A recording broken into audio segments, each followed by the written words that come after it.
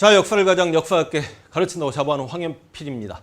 1937년에 중일전쟁이 발발합니다. 지금까지 뭐 만주사변이라든지 아니면 그 전에 너일전쟁이라든지 계속해서 전쟁을 쉽게 이겼던 일본인데 실제로 중일전쟁부터는 일본이 꼬이기 시작합니다. 아니 전쟁 자체는 거의 원사이드 게임이었습니다. 당시 중국은 마오쩌둥의 공산당과 국민당의 장제스 부대가 있었지만 얘네들은 일본군의 적수가 되지 않았어요. 전투는 원사이드 게임으로 승리하고 있지만 이때부터 여러 가지 상황이 꼬였던 건 뭐냐면 이 장제스와 마오쩌둥이 계속 중국 내륙으로 도망을 치다 보니까 일본군도 입장에서는 얘네들을 잡으러 들어가야 되는데 무슨 중국 땅덩어리가 우리 한반도처럼 좁지도 않고 그러다 보니까 병력을 200만을 넘게 투입을 시켰음에도 불구하고 병력이 부족해. 그러다 보니까 조선인들을 일본 군복 입혀서 천황에게 충성을 맹세케 하고 중국 본토로 집어내야 되지 않겠습니까? 그럼 조선인의 민족성을 말살시켜야 되겠고 그래서 조선인을 천황이 믿을 만한 백성으로 만드는 정책, 이걸 우리가 황국신민화 정책이라고 이야기합니다. 그래서 황국신민화 정책을 펴면서 뭐 내선일체, 일선동조론을 강조하고 창씨개명을 시키고 황국신민서사를 암송시키고 궁성요배를 시키고 그 다음 뭐 신사참배도 강요하고, 자 이거는 이제 정치적으로 이런 걸 이제 우리가 황국신민화 정책이라고 하는데 경제적으로도 일본은 여러 가지 상황이 꼬이기 시작합니다. 전쟁이 일어나다 보니까 여러분 기본적으로 석유를 수입하기로 계약이 돼 있지만 전쟁을 확산시킨 일본에게 또 다른 석유가 공급이 안 되다 보니까 아니 더군다나 여러분 당시 중국군인들 잡아 죽이려고 중국 내륙으로 트럭 타고 움직일 거 아닙니까? 설마 일본 군인들이 중국 내륙으로 하나 둘 셋 넷 뭐 삼국시대 뭐 조조 뭐 유비가 전쟁하는 시대도 아니고 트럭이 기름을 얼마나 많이 먹겠어. 석유가 부족해요. 그리고 여러분 트럭들이 당시 도로가 비포장이었기 때문에 계속해서 타이어가 빵꾸 가나. 고무가 부족해. 근데 여러분 중국을 침략하다가 살짝 남쪽을 보니까 남쪽에 동남아시아에 석유도 많이 나오고 인도네시아 이쪽 석유 나옵니다. 고무는 지천에 깔려 있고. 그러니까 일본이 동남아시아를 쳐들어가려고 하는데 동남아시아의 여러 국가들 중에 유일하게 미국이 식민 통치하고 있는 나라가 어디였죠? 한때 스페인이 식민 통치했던 필리핀이 지금 미국의 식민지야. 그 전까지 미국과 일본은 상당히 친했습니다. 근데 미국은 2차 세계대전 때 현재 지금 군수공장 만들어서 무기를 많이 팔아치워 먹으면서 영국, 프랑스, 뭐 독일, 오스트리아, 이탈리아, 소련 이런 나라들이 전쟁하고 있는데 혼자 막 스테로이드제 맞으면서 막 초강대국이 되고 있는데 그 미국이 일본에게 동남아시아는 쳐다보지 마. 필리핀 쪽으로 내려가면 안 돼. 그러니까 일본도 미국이 무섭거든요. 그래서 깨갱하고 있는데 미쳐버리겠는 거지. 일본 입장에서는 동남아만 접수하면 중국까지 다 먹을 수 있겠고 그러면 미국하고 싸워도 이길 수 있겠는데 차마 지금 현재는 미국이 무서워서 그러지 못하겠고 그런데 일본이 엄청난 정보를 입수합니다. 하와이 진주만에 미국의 모든 항공모함이 정박에 있다는 소리를 듣고 에라 모르겠다. 항공모함 두드러 까버리자. 이 항공모함만 두드러 까버리면 미국이 항공모함을 다시 만들 만큼의 시간이 필요할 거고 그럼 우리 일본은 그 사이에 중국을 다 먹고 동남아를 다 먹고 그러면 미국과 전쟁을 해도 이기고 세계를 지배할 수 있다는 생각으로 하와이 진주만을 폭격해버리죠. 진짜 이게 인류 역사상 가장 멋진 선제 공격이라고 하죠. 미국이 진짜 방심하고 있다가 넋놓고 있다가 당했습니다. 그래서 미국 의회에서 전쟁 승인을 때렸고 항공모함이 바다에 빠질 정도로 일본 본토를 향해 비행기들 싣고 오니까 일본 입장에서는 우리 본토에서 싸우지 말자. 태평양에서 싸우자. 이게 무슨 전쟁? 태평양 전쟁이에요. 자, 이야기가 좀 옆으로 갔습니다만 그래서 일본은 중일전쟁 이후부터 여러 가지 상황이 꼬입니다. 아까 황국신민화 정책으로 우리의 민족성을 바꿔야 되기 때문에 3차 조선교육령을 1938년에 만들어가지고 교육을 통해서 우리의 민족성을 없애려고 했고요. 그 다음 경제적으로 힘들어지니까 이제 본격적으로 수탈이 자행됩니다. 이걸 우리가 1938년에 발표되는 총동원령이라고 이야기해요. 그럼 당연히 수탈하면 뭘 수탈해? 물적 자원과 인적 자원을 수탈하죠. 물적 자원은 공출이라고 해가지고 모든 걸 다 빼앗아 갑니다. 쌀이건 금속이건 뭐 가축이건. 그러니까 여러분 1940년대 조선의 시골 동네에서는 음메 소리, 꿀꿀 소리, 꼬꼬댁 소리가 아예 안 들렸다라고 생각하시면 됩니다. 오죽이나 쌀을 다 빼앗아 가버리면 1944년에 식량을 배급해야 되는 수준까지 갑니다. 뭐 산미증식 계획을 잠깐 재개하기도 하고요. 내가 이 물적 자원 옆에 실제로 위안부를 살짝 써놓고 모른 척하고 인적 자원 수탈을 학생들에게 수업을 합니다. 38년에 지원병제, 39년부터 징용으로 끌고 갔단다. 43년에 학도병으로 조선의 학생들을 내몰았단다. 전쟁터로. 44년에 징병과 정신대. 정신대로 15만 명의 여인들이 끌려갑니다. 정신대 근로령이 발표되면서. 그렇다고 해서 정신대가 모두 위안부는 아닙니다. 그럼 학생들이 선생님 위안부를 왜 물적 자원에 썼습니까? 반어적 표현이죠. 위안부는 군수품이었습니다. 일본인들에게는요.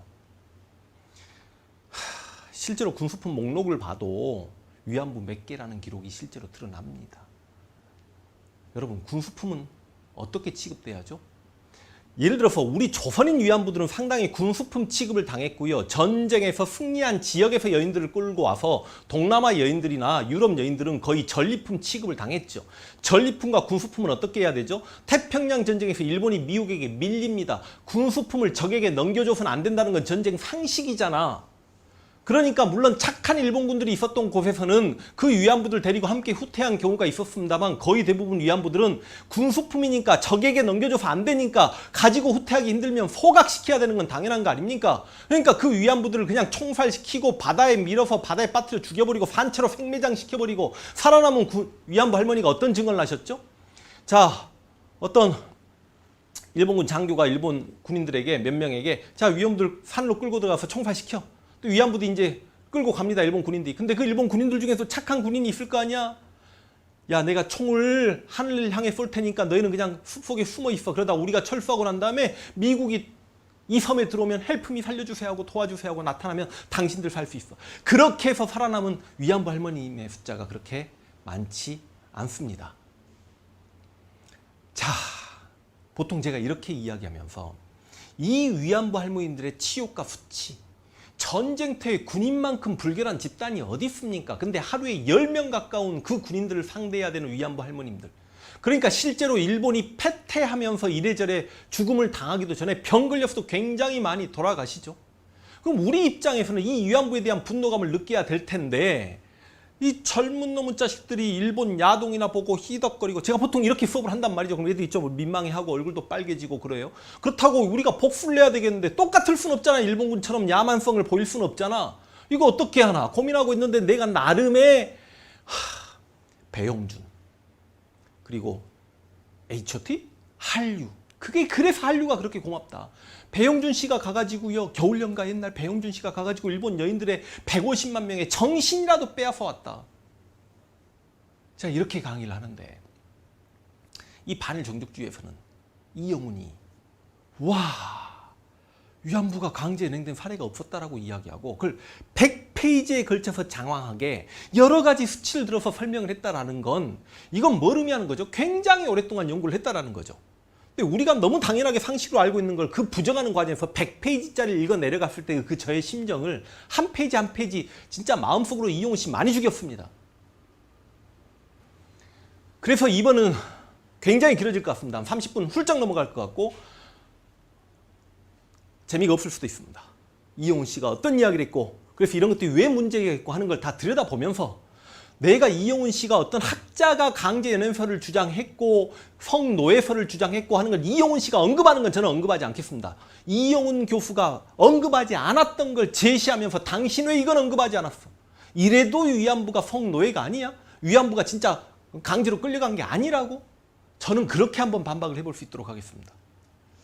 자, 반일 정족주의 반박, 위안부가 강제징용이 아니었다. 이제 이게 1번과 2번이 이용훈 씨의 주장이에요. 근데 내가 이용훈 씨 100페이지를 크게 둘러 쪼개면 위안부는 공창제였대. 공창 무슨 말인지 아시죠? 국가가 인정한 뭐 사창가의 창기들이 국가로부터 허가증을 받고 맞죠? 월 2회씩 성병 검사 받고 그 다음에 나중에 이제 창기 활동을 그만하면 그 허가증을 국가에 반납하는 국가가 인정한 뭐 제도가 공창제예요. 근데 이 공창제가 당시 사회에 만연했는데 그 공창제 중에 일부가 전쟁터까지 갔다. 그래서 선봉 위안부였다. 보통 이렇게 이야기하는 그러면서 굉장히 쉽게 이야기하면 위안부가 강제 연행되었어 안 됐어? 위안부가 강제로 끌려간 거야 아니야? 우리 할머님들의 당시 여인들의 고통은 뭐야? 그걸 언급하기 싫어서인지 굉장히 논점을 흐려가면서 여러 가지 방법으로 원래 우리 민족은 이러했어. 우리는 이렇게 기생 문화가 있었어. 공창 문화가 있었어. 창기 문화가 있었어. 미국에도 위안부가 있었고 기존의 한국전쟁 때 한국군도 위안부가 있어. 그런 이야기를 한 50페이지 가까이 해요. 졸라게 기분 나쁘게. 그리고 위안부가 강제 연행이 아니었음을 이제 밝힙니다. 그럼 이제 저는 황현필은 위안부의 강제 연행 사례를 이야기하고 위안부의 처참한 생활을 이제 한번 이야기를 해야죠. 가보겠습니다.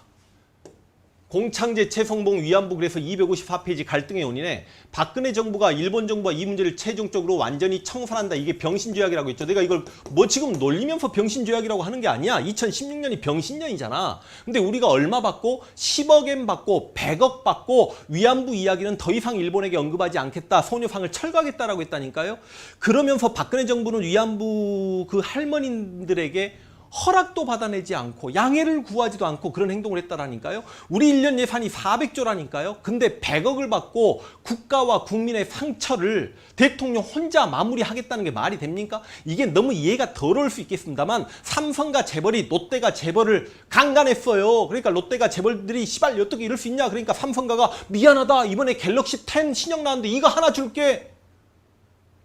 화해하자. 그거랑 뭐가 틀리지? 400조 예산인 나라가 우리 돈으로 100억을 주고 이걸 우리를 희롱하는 거 아닙니까? 그래서 문재인 정부가 파기했어요. 난 이거 진짜 멋있다라고 생각합니다. 저 문재인의 정부의 모든 면에서 다 지지하는 사람 아니에요. 근데 이건 잘했죠. 국가적 자존심을 지켰잖아. 박근혜가 그랬으면 박근혜한테 잘했다고 할 거야. 그러자 일본 정부가 이에 반발하면서 양국의 관계는 더욱 악화되었습니다. 그렇게 이야기하면서 이제 보세요. 위안부에 많이 했는데 보세요. 이건 이 내용들까지 다 이야기하면 너무 길어질 것 같아서 위안부가 원래 만연해 있었고 한국 전쟁 때도 이렇게 위안부가 있었고 민간 위안부도 있었고 미국군 위안부도 있었는데 이때 미국군 위안부는 굉장히 자세히 설명합니다. 그래서 파주에 가장 번성했고 그 다음은 오산기지천에 그 다음 평택에 동두천에 막 이런 데 위안부가 이렇게 있었다라고 이야기하면서 와, 이 일제강점기 강제로 끌려간 위안부와 미국 위안부를 어떻게 보세요? 어색한 불균형이라는 주제 270페이지에 미국 위안부 문제를 제기하는 사회운동가들은 한국 국민과 정부와 일본군 위안부 문제에 베푸는 관심과 배려를 미국 위안부 문제도 동일하게 베풀어야 한다고 주장하는데 자기가 생각할 때는 미국 위안부나 일본군 위안부는 그 역사적 속성에서 동질적이래. 미쳐버리지 않겠습니까? 아니 물론 그 동두천이나 평택에서 미군 내 위안부 생활을 했던 여인들의 삶도 참 고통스럽고 우리 입장에서 껴안아주고 싶고 또 그들 중에서도 강제로 이렇게 국내에서 무슨 사건이 생겨서 끌려가거나 아니면 어디에 빚을 지게 됐거나 뭐 그래서 정말 슬프게 그런 일을 당한 사람들도 있겠습니다만 이걸 같은 사연이라고 봐야 됩니까? 계속 이런 식으로 논거를 펴고 있다는 거죠. 그러면서 이제 우리 기존의 조선의 가정윤리와 성문화를 이야기합니다.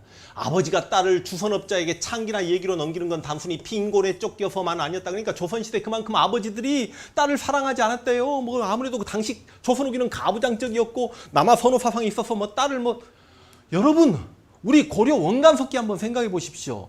공료로 자신의 딸들이 끌려가니까 유부녀를 끌고 가진 않았거든. 그러니까 자기 딸을 일찍 결혼시키는 조언의 풍습이 원간섭게 생겼잖아. 부모가 돼봐. 자식을 낳아봐. 딸 얼마나 소중한데요. 근데 일부 아버지들이 그랬을 수도 있어요. 근데 그걸 일반화시킵니다. 가족을 양육하고 보호할 가부장의 의무가 빈곤계층의 가정윤리로 성숙해 있지 않은 까닭이래. 빈곤계층에 특히 가난한 계층의 가족윤리로 성숙해 있지 않은 까닭이래. 그러면서 이제 잡지 개벽을 인용했는데 개벽 누가 썼다고? 이광수가 썼다고. 그래서 내가 뭐라고 했습니까? 이광수의 민족개조론이나 지금 이영훈의 반일 종족주의가 정말 비슷하다라고 내가 한번 이야기했죠. 근데 이광수의 민족개조론은 일제강점기에 일본에게 억압받는 시기에 공포감에 쩔어서 썼을 수도 있기 때문에 쉽게 이야기하면 이거는 강도나 도둑질을 하면 밤에 몰래 하는 건데 이영훈의 반일 정족주의는 벌건 대낮에 강도행위 하는 행위라고 했죠.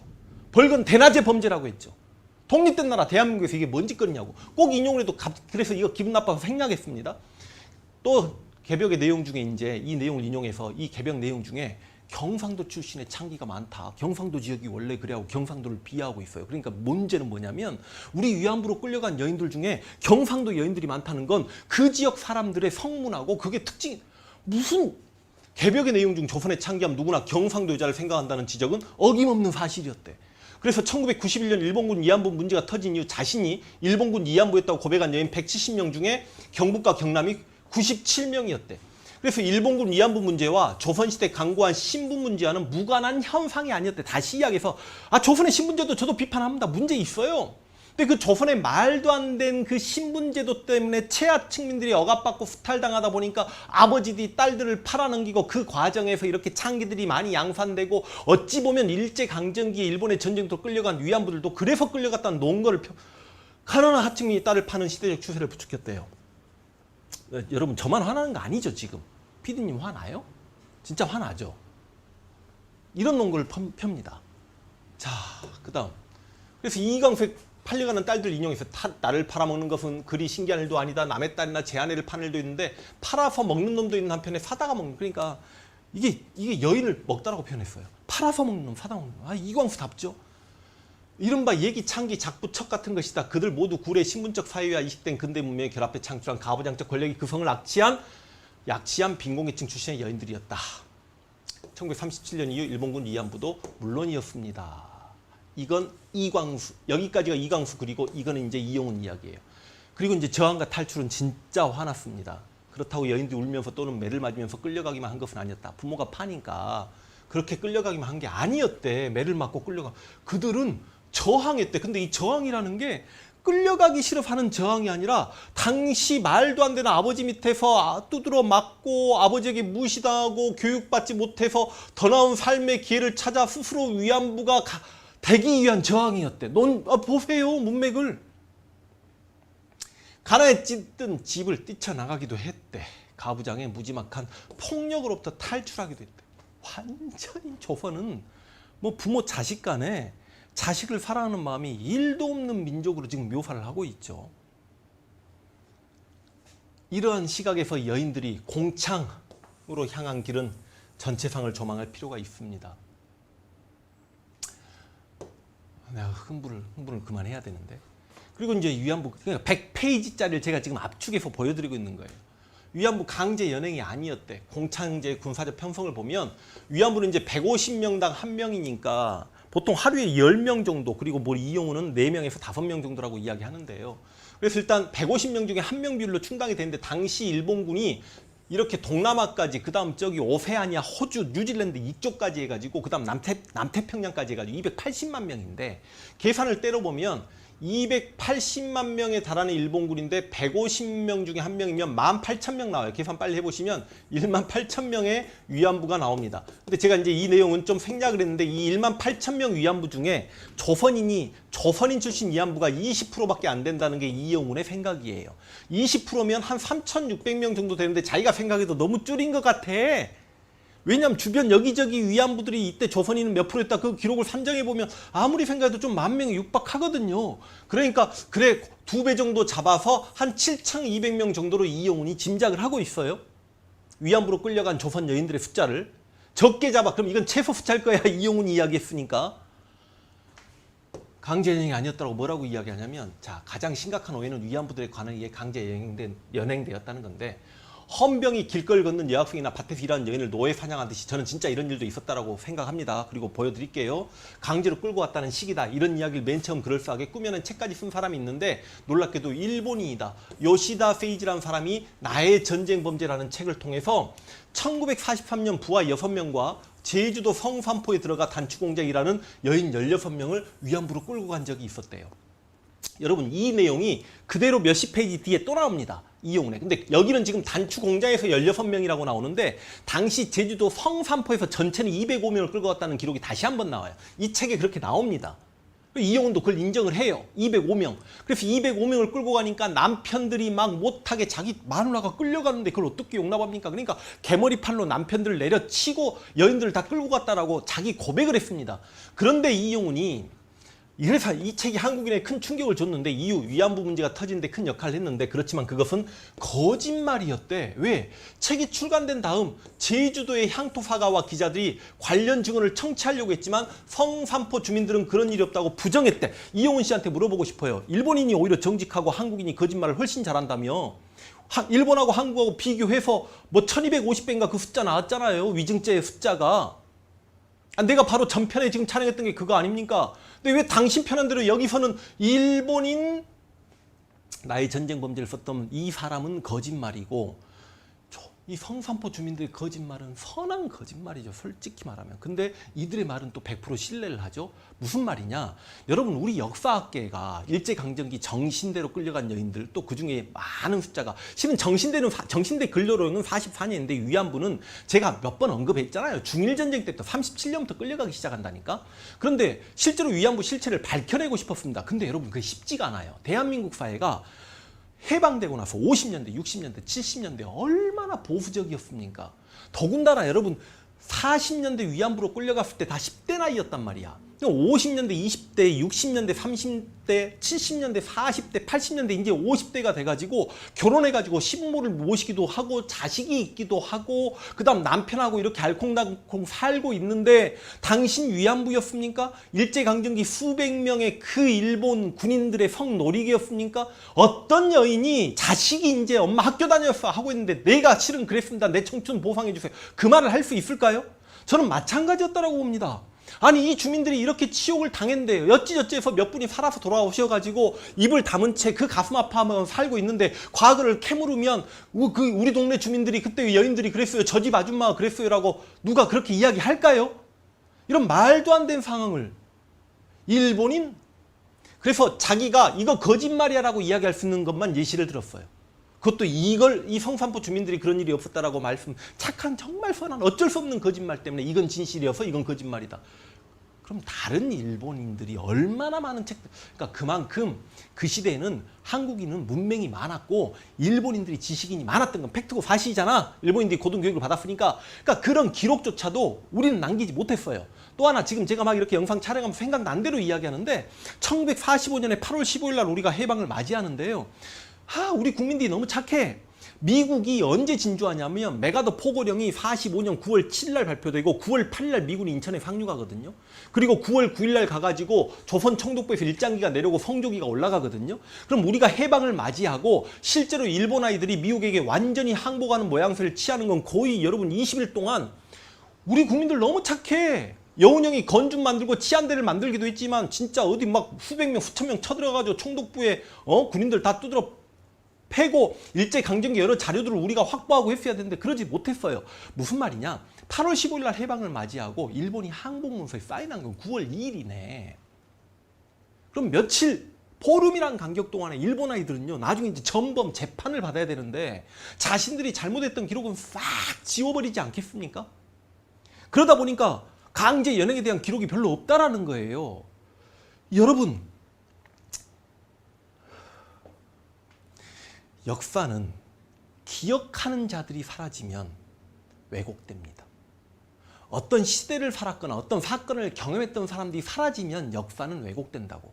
기억하는 자들이 사라지면 역사는 왜곡된다. 졸라 멋있는 말이지 않습니까? 내가 방금 만들어낸 말이에요. 무슨 말이냐? 광주 민주화운동도 그때 그 경험했던 헌터 펜치나 이런 사람들이 다 객관적으로 이야기해 줄 수 있는 사람이 늙고 죽어가니까 지만원 같은 인간이 나오고 징용이나 정신대 이제 위안부로 끌려가셨던 분들이 다 늙고 돌아가실만 하니까 이런 말도 안 되는 주장들이 나오는 거 아닙니까? 그러니까 여러분 이분들이 40대 50대 나이에 나 위안부였습니다라고 말씀을 할 수가 없었다니까. 우리 위안부 할머님들이 91년에 고 김학순 할머니가 처음으로 이제 저 위안부였습니다라고 이야기하는 거 아닙니까? 이런 말도 안 되는 이야기를 해요. 강제연행성에 보면 노예 사냥을 당하지 끌려갔다는 증언은 대부분 경로로 조작됐대.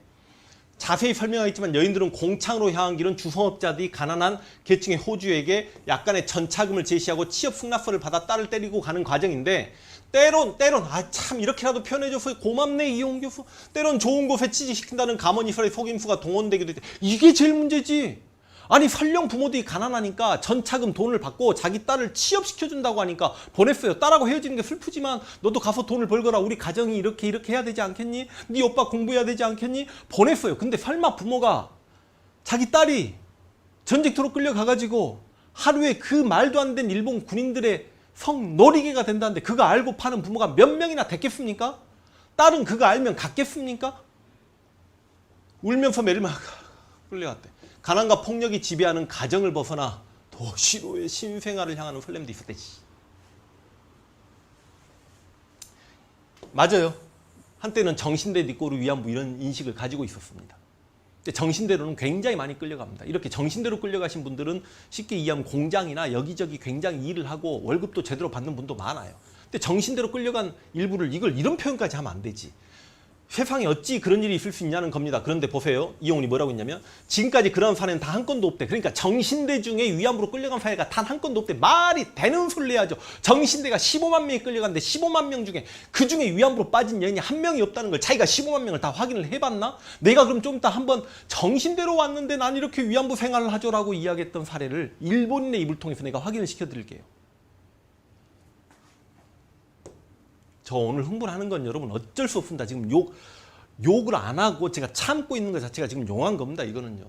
그리고 이제 위안부 줘봐. 쉽게 이야기하면 어디 뭐 집창촌 같은 데 가면 손님 오면 돈 받고 누구야 이렇게 손님 모셔라 하고 막 그렇게 하고 돈을 버는 박치기를 한 사람의 일기를요. 한 3페이지, 4페이지 깔았어요. 뭐 그게 위안부랑 그렇게 중요하다고. 그만큼 이걸 사업적으로 그러니까 여러분 저 인정합니다. 위안부 생활하는 모든 여인들이 다 끌려가거나 그러진 않았어요. 왜냐하면 전문 창기 출신이나 기생 출신 중에 인물이 좋고 그러면 일본인 장교의 추천을 받아가지고 저 위안부로 가가지고 굉장히 고급 장교들과 함께 파티도 참석하고 큰 돈을 벌어오는 여인들도 있었습니다. 그런 경우랑 틀려요. 최전방까지 끌려가지고 말도 안 되게 위안부 생활했던 하루에 10명, 20명 그 군인들을 상대했던 위안부랑은 틀리다고. 아니 왜냐하면 그 많은 위안부 중에서도 아니 그렇게 치면 아니 그럼 원간석기 공료로 끌려간 여인 중에 기항과 황녀가 제2왕비가 제2황후가 됐잖아요. 원나라에. 아 그럼 공료로 끌려간 여인들은 전부 다 기회의 땅을 찾아간 거네. 무슨 말인지 이해가 되십니까? 원간석기 공녀 중에 기황후도 나왔잖아요. 한 여인이 원나라 황제 부인까지 됐고 나중에 훗날 원나라 황제가 된 아들까지 낳은 사람이 기황후 아니야. 근데 봐봐. 전직 특수를 이용해 한목의 인생을 개척한 사람들이었대요. 박씨는 그렇게 전선 후방에서 돈과 섹스로 번성하는 초선인 사회를 그리고 있대. 전직 특수를 이용한 한목의 인생을 개척한 사람들이래. 근데 박치근 이제 보세요. 이런 사람이 그는 원래 이런 뭐 오탄 같아요. 천황의 만수무강과 일본 제국의 번성을 기원하는 충량한 한국 시민이었대. 어떻게 이용은 이런 문장을 쓸 수 있지? 진짜 일본인의 마인드로 사는 것 같아요. 일기는 그러한 그의 내면을 잘 그리고 있대. 그렇지만 해방 후 그는 보세요. 역시 이런 친일파들이 해방되고 난 다음에 반공주의자가 되죠. 이런 표현을 하고 있어. 충실한 국민로. 이용우는 또 더군다나 웃긴 게 자신이 한때 이 공산주의를 추종했던 사람이면서 이런 말도 안 되는 코미디를 하고 있습니다. 그 다음 내가 이제 너무 내용이 많아서 이건 뺐어요. 방패사단 위안부 문옥주. 바로 이 문옥주가 굉장히 얼굴이 예뻤나 봅니다. 노래를 너무너무 잘해가지고 공연을 주로 다닌 위안부가 있었습니다. 이 위안부 문옥주가 돈을 벌어서 보내온 자료들을 보면서 봐라 위안부는 기회의 땅이었다. 이렇게 돈 벌러 가지 않았냐. 위안부로 치면 기황내. 뭘 실어야 될지 모르겠길래 참아. 그래서 이 여인의 사례를 통해서 그럼 당시 위안부들은 다 나름의 돈을 벌기 위해서 집안을 이렇게 세우기 위해서 그렇게 전쟁터에 몸을 팔러 갔다는 말입니까? 그럼 이제 제가 위안부 강제 연행 사례. 여러분 위안부 강제 연행 사례 때 제가 이 책을 많이 인용했습니다. 요즘 TV에도 자주 나오시고 세종대학교 호사카 유지 교수님께 제가 진심을 다해서 만나 뵈면 제가 진짜 진심 제가 큰절 한번 드리겠습니다. 제가 가지고 있는 자료들도 많이 있었기 때문에 어떻게 반박을 할까 고민하는데 진짜 사례 중에 일본인들의 사례를 많이 확인하고 싶었습니다. 근데 여러분 제가 여기서 우리 위안부 할머님들이 이렇게 이야기했어요. 우리 역사학자들이 이렇게 이야기했어요. 그래 봐야 이용우 씨 논리를 깨기가 어렵잖아. 근데 제가 이 책을 통해서 일본인들의 이야기를 많이 듣게 됐습니다. 근데 이제 이 책을 구할 때 과정도 좀 슬펐어요. 이런 책이 있다는 걸 알게 되고 제가 마음이 급하잖아. 이렇게 인터넷 뭐라 그래? 인터넷으로 신청해갖고 해봐야 한 이틀 걸리니까 바로 책을 구하고 싶은 거예요. 전국의 서점 중에 교보문고. 와, 서울에 있는 그 많은 교보문고 중에 서울도 아니다. 분당 판교에 현대백화점의 교보문고에 딱 이 책이 한 권이 있더라고요. 가봤더니 반일종족주의는 2권이 쫙 베스트셀러 해가지고 막 팔리고 있는데 서울에 이런 대단한 책을 냈는데 이거는 서울 교보문고에 딱 한 권이 있는데 그 한 권조차 창고에 들어가 있어가지고 제가 간신히 한 권을 구했습니다. 이게 정말 너무나 큰 도움을 줬고 그래서 이런 책이 있다는 거 알리고 싶은데 그렇다고 솔직히 대중서가 되기는 어렵습니다. 어려운 내용들이고 사례들이고 그렇기 때문에 그리고 너무 슬픈 내용들이 많기 때문에 자 그리고 일본에 있는 여러 막 극비 자료들이라든지 이런 것들을 실제로 이제 보여줍니다. 그래서 이 자료를 통해서 굉장히 많은 걸 얻어서 제가 정말 우리 호사카 유지 교수님께 진심 감사 말씀을 다시 한번 드리겠습니다. 이제 우리 한국인이시잖아요. 근데 참 이런 좋은 책을 써주시고 그래서 그 책에 보면 이제 군 위안부 모집에 관한 건 해가지고 통첩안이라고 나와 있어요. 여러분들이 이제 처음에는 이렇게 막 함부로 막 이렇게 하지 마. 약간 좀 사회 문제 야기하지 마. 막 이렇게 했는데 결과론적으로 이 위안부를 모집하는 데 있어서 파견군이 통제하고 이를 맡길 인물의 선정을 주도적으로 조절하게 하여 그 실시에 임해서 관계지방의 헌병 및 경찰 당국과 연락을 긴밀히 하고 군인 신의 유지상 및 사회 문제가 없도록 배려해라. 육군에서 뭐 비밀 지령인 것 같아요. 출처 방위성 방위 연구소에 이런 내용이 있습니다. 위안부를 이렇게 모집하라는 내용이. 그리고 이제 하나하나 볼게요.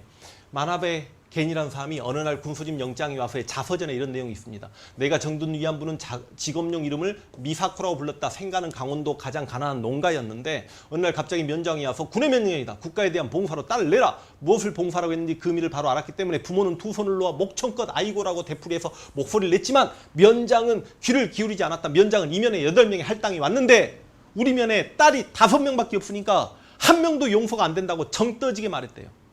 조선인이 한 게 아니야. 일본인 자서전에 5명의 시골촌을 돌멩이처럼 트럭에 싣고 마을의 경계에 있는 흑다리를 건넜을 때가 고향과 이별이었다. 글씨를 못 써 가족과의 안부를 편지로 물어볼 수가 없다. 하야시 히로시 교수가 말레이 반도에서 일본군 위안소에 대해 다 자신들이 젊은 시절에 경험해하고 이제 교수가 된 겁니다. 그녀들과 이야기하던 중 통역 씨 얘기 좀 들어주세요. 우리는 싱가포르의 레스토랑 여급이 된다는 얘기를 듣고 100엔의 준비금을 받아서 왔지만 지금 와서 보니 강제로 위안부가 될 수밖에 없어 울면서 호소했다. 스치간의 도미노스케 싱가포르로 길 어느 근위병. 그러니까 여러분 일본은 여기 인도네시아, 싱가포르, 말레이시아, 베트남, 뭐 필리핀 전쟁 안 한 곳이 없다니까 당시에. 케이코라고 불렀습니다. 그 위안부 여성을 아직 18살이라고 했다. 내가 혼자 가던 어느 날 그녀는 이제 혼자 가서 이제 그 위안부를 만났어요. 우리는 좋아서 이런 장사를 하는 게 아닙니다. 우린 조선에서 종군 간호사나 여자 정신대라 보세요. 정신대라고 끌려온 거라니까요. 무슨 말인지 이해가 돼요? 그리고 여자 근로봉사대라는 명목으로 모집되었어요. 근데 설마 위안부 따위를 강요당한다고는 아무도 몰랐어요. 외지로 수송되고 나서 처음으로 위안부란 말을 들었습니다. 그녀의 뺨에는 작은 물방울이 반짝였습니다. 지금 일본인 자료만 보여드립니다. 억지로. 수도 모토사부로 인도네시아에서 본 침략 전쟁의 실태라는 글을 썼습니다. 위안부들에 따르면 당시 조선의 농촌은 가난했다고 합니다. 그 약점을 이용해서 1인당 20엔 정도의 가불금을 주면서 일본 본토의 공장 노동자가 되었으면 한다라고 부모를 속여 징용했다는 겁니다. 근데 강제 징용도 없다고 하죠. 이 반일 종족주의에서는. 징용도 이런 식으로 했겠지. 그런데 배를 타면 일본 본토는커녕 남쪽으로 연행되고 게다가 갑자기 일본군 장교에 강제적으로 매춘을 강요당했다고 눈물을 흘리면서 억울하다고 울었습니다. 여미우리 보수신문이잖아. 극우신문이잖아. 나의 상대는 23, 4세 정도의 여자였대. 이제 이 증언이야. 이 사람의 증언이야. 근데 위안부 여성을 만났는데 23, 4세 정도 여자였는데 일본어가 능숙했고 공립학교에서 교사였대. 교사가 끌려온 거야. 학교 선생님이 왜 이런 곳에 왔나요? 라고 묻자 그녀는 정말 억울하다고 말했다. 우리는 속았다. 도쿄에 있는 군수공장에 간다는 모집이 있었다. 저는 도쿄에 가보고 싶어서 지원했대. 그래서 인천 앞바다에 머물던 배를 탔는데 도쿄에 가지 않고 남쪽으로 향해서 도착한 곳이 싱가포르였대. 거기서 여자들이 절반 내렸고 우리는 범합, 지금 미얀마죠. 미얀마까지 연행되었대. 걸어서 돌아갈 수도 없고 도망갈 수도 없었대. 우리는 단념했대. 그렇지만 불쌍한 것은 아무것도 모르는 어린 아이들이래. 16, 17세 아이들이 8명 있대. 이런 장사는 싫다고 울어요. 끝이 없는데 제가 정말 진짜 중요한 것만 골랐습니다. 수마랑 사끌라고 유명하죠. 네덜란드 여인들 잡아다가 일본군 남반군 관할 긴급 후생 부대가 민간 억류소 세고해서 네덜란드 여성 35명을 강제 연행한 뒤 수마랑에 있던 위안소에 감금하고 강제로 매춘. 44년 3월 1일부터 매일 강간당했다. 급료는 받지 못했고 폭행을 당했거나 성병에 걸리거나 임신한 여성도 있었다. 일본군 사령부는 이 사실을 알고도 당사자를 처벌하지 않았다. 요시미 교수는 해당 책임자가 오히려 출세했다고 증언했다. 유명한 사건이죠. 이 사건은요. 그 다음 육군 중위 오하라 세이다 진술서. 여기가 이제 인도네시아 어떤 토인들을 죽여, 아니 뉴질랜드인가? 이거 모르겠습니다. 토인들을 죽였어요. 아닙니다. 나는 죽이는 걸 감독했습니다. 어떤 식으로 토인들을 살해했냐. 그들을 3명씩 줄을 서게 하고 21명의 병사들이 총검으로 그들을 찔러 한꺼번에 3명씩 죽였다. 한 40여 명의 마을 주민들을 다 죽이고 난 다음에 그 딸들만 살려요. 성인 딸들만. 그 딸들을 데리고 어떤 증인들은 당신이 부녀들을 강간하고 일본인들의 놀이개가 했다고 하는데 그것은 맞습니까? 나는 병사들을 위해 창가 설치하고 나도 그걸 이용했고 몇 명의 여자 창가 집창촌이라는 겁니다. 쉽게 이야기해서 위안소라는 거예요. 6명. 어느 정도 기간 그 여자는 창가에 들어가 있었냐? 8개월. 몇 명 정도가 그 창가를 이용했냐? 25명. 자, 이제 6인이 위안소를 직접 경험한 이 유명 만화가 일본에서는 굉장히 유명한 만화가입니다. 그래서 실제로 어떤 사례들을 보였냐면 10명 정도의 조선인 위안부가 있었는데 그 위안부들이 있는 위안소 앞에는 항상 80명에서 100명 가까운 군인들이 줄지어 서서 자기 차례를 기다리고 있었다. 근데 기다리는 시간이 너무 오래 걸렸기 때문에 너무 망설여지고 막 그랬다. 이게 너무 힘들었다. 그런데 그 위안부 생활했던 여인들을 보면서 이건 정말 지옥이다. 우리보다 저 여인들은 정말 100배 1000배 힘들겠구나. 병사들도 지옥에 갔지만 위안부들은 그 이상으로 지옥이 아니었을까. 이제 늙으셔가지고 이렇게 이야기를 한 거예요. 이 만화가가. 가끔 위안부에 대한 배상의 이야기가 신문에 나오는데 그것은 체험이 없는 사람에게는 이해할 수 없겠지만 거기는 지옥이었다. 그런 위안부들에게 배상해야 된다고 항상 생각한다.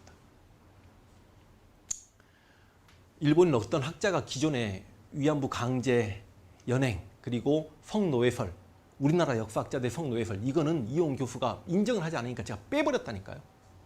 근데 일본인 일반인들의 여러 가지 기록을 통해서 우리 조선인 위안부들이 이렇게 고생하셨고 이렇게 끌려가서 착취를 당했음을 저는 지금 보여드리는 겁니다. 왜 이런 건 하나도 인용하지 않죠? 이용훈 씨 한번 이야기해봐. 위안부 이제 처참한 생활, 제가 하루에 뭐 몇 명 정도의 성생활했고 당시 얼마나 거기가 더러웠고 막 그런 자료는 차마 여기 화면으로 제가 보여드릴 수 없고 또 일반인들이 당연히 의뢰 그랬을 거라고 생각을 하잖아요. 그러니까 여러분이 잘 모르는 이야기 한번 해드려볼게요. 우리 위안부 할머님들이 다 동일하게 이 말씀하시죠. 606호 주사라고 해가지고 성병 주사입니다. 근데 이것 때문에 그렇게 불임도 많이 되게 되고 606호 주사에 몸은 병들고 자궁은 썩어나갔다. 여러 할머님들이 이야기하는데 제가 그냥 압축해서 이 말씀만 드립니다. 사쿠 이게 바로 콘돔입니다. 그 김복선 할머니가 사쿠는 우리에게 맡겼다. 사쿠가 아주 귀했다. 그래서 한 번 쓴 사쿠를 병에 모아두었다가 시간이 있을 때 내과에 가서 빨았다. 비닐로 씻혀서 햇볕에 말린 다음 하얀 갈로 된 소독제를 뿌렸다. 이 일을 할 때가 제일 싫고 죽고 싶었다. 자궁 척출, 임신을 하게 되면 자궁을 척출해버려요. 실제로 위안부 할머님들이 그 상처를 보여드리기도 하잖아.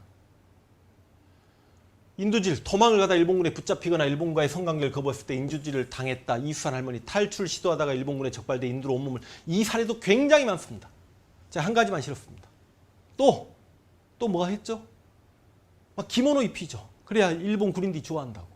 그러니까 여러분, 이제 어디서 마무리를 해야 될지 이제 화가 나고 스트레스 받아서 인간에게는요, 양명학에서 이야기한 인간 본연의 착한 마음, 양지라는 마음이 있습니다.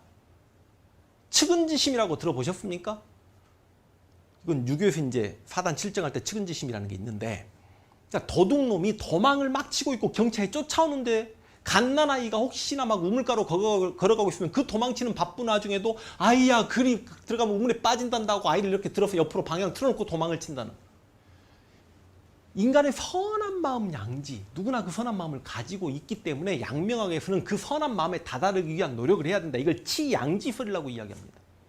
근데 세월호 사건이 일어났을 때 그 배의 선장이면서도 자신만 혼자 구출돼가지고 살아남아가지고 5만 원짜리 난로에 말리고 있었던 그 이준석이라는 이름을 가진 세월호의 선장과 이 반일 종족주의를 썼던 이용훈 씨를 비롯한 이 많은 사람들은 어떻게 자기 나라 여인들이 이렇게 수치와 치욕과 고통을 당했는데 그건 외면한 채 다른 나라 지도층에서 이야기하는 극우익 세력들이 이야기하는 그들의 말이 맞다라는 책을 쓰면서 위안부 할머님들에게 다시 한번 대못을 받는 이렇게 상처를 다시 한번 줍니까? 한번 물어볼게요. 이용 교수도 한 번 언제 토론에 나와서 잘못 이야기해가지고 위안부 할머님들에게 사과한 적 있잖아요. 그럼 그 사과는 전혀 마음에 없는 거짓이었습니까? 그때도 위선 떤 거였습니까? 할 말이라는 게 있고 안 할 말이라는 게 있는 거지. 사람이 아니잖아, 이 정도 되면. 개인적으로 저도 수요 집회 참석해봤고, 그리고 소녀상을 만든 부부 조각가들이 있습니다. 그분들도 만나 뵙고 같이 이렇게 사진도 찍고 한번 보여드릴게요. 근데 보세요. 이 소녀상을 만든 분들은 우리가 일본에게 이렇게 착취당했고 우리 여인들이 이렇게 힘들었기 때문에 소녀상을 만들고 우리 이걸 기억하려고 하고 일본에게 사과를 요구하는 조각가로서 그 역할을 하는 우리가, 우리 군인들이 베트남에 가셔서 고생했지만 베트남의 민가인 학살했던 부분에 대해서 우리가 외면할 수 없다. 그래서 베트남 여인이 자식을 잃고 슬퍼하는 상을 만들어주기도 하죠. 그러니까 기본적으로 사회에 가슴 아픈 사건과 억눌렸던 사람들에 대해서 가슴 아파하는 마음을 갖는, 착한 마음을 갖는 건 양지라고 이야기합니다. 근데 왜 대한민국에서는 최근에 인간의 가장 기본적인 본성을 이야기하면서 자신이 착하지 않은 그 열등의식을 통해서 인간의 욕심을 정당화하고, 아니 당연히 올바른 욕심과 이기심 때문에 인간 사회가 발전해 온 건 사실이에요. 근데 왜 사람이 사람으로서 느끼는 착한 마음을 감성적이라고 이야기하고 선동이라고 이야기하고 위선이라고 이야기하는지, 일반적인 심성을 가진 사람들이면 당연히 이걸 보고 화가 나야 되는 건 당연한 거 아닙니까? 그런데 왜 보수 유튜버들과 극우적 성향을 가지고 있는 같은 대한민국 국민이면서 이런 책을 찬양하고 이용 교수가 옳았다라고 이야기하고 반일을 선동한다고 우리를 참 이상한 사람 취급하고, 저도 일본과 빨리 관계가 좋아져서, 관계가 좋아지려면 일본이 진정 어린 사과를 해야 되지 않겠습니까? 사과하고 일본과 미래 지향적으로 나아갔으면 좋겠습니다. 경제적으로도 서로 윈윈 게임 했으면 좋겠습니다. 저도 이 상황에서 정말 여러분 일본 업에 관련된 종사하신 분들은 얼마나 지금 고생하시는 분들 많습니까? 가슴 아픕니다. 그렇지만 이 상황에서도 일본 편을 드는 인간들은 전 진짜 지금 사람 취급하기 싫습니다. 이상 마치겠습니다. 입에서 욕 나올 것 같네요.